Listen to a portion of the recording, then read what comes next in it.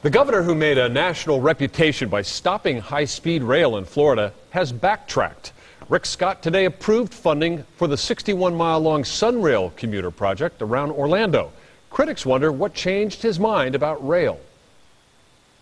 The most scathing critique of the SunRail project that will link Orlando with surrounding counties came from a state senator of the governor's own party. Paula Dockery, a longtime critic of SunRail, said the governor betrayed the trust of the conservative electorate who put him in office by moving forward with the least cost-efficient commuter rail project in the nation. SunRail will cost the state about $580 million to buy the tracks from CSX and build the system. Local governments will pay about $150 million.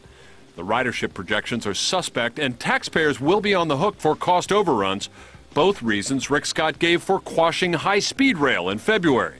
But SunRail, he says, is different. From a legal standpoint, this money had already been appropriated. Governor Chris had already signed for this money. So it wasn't like high-speed rail, which was a new project that had not been appropriated. But Scott could have stopped it. Critics say Scott supports SunRail because it's backed by influential Republicans, including the House Speaker, unlike the bullet train championed by the Obama administration. Many Tea Party members who supported the governor are disappointed, but Sharon Calvert of the Hillsborough County Tea Party says the group is not likely to abandon the governor over today's action. You're kind of like trying to say that on one issue, everything rides on, and it doesn't.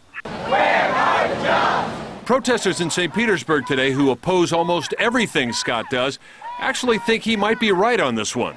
For him to let a local community do what they decided they want to do, that region, I applaud him for that. SunRail should be running in 2 or 3 years. Scott's transportation secretary said today the stakes are high. If we cannot make SunRail successful, probably there will be no more trains in the state of Florida, no more commuter trains. Well, SunRail will be built in 2 phases. The first half will include 12 stations linking DeBerry to Orlando.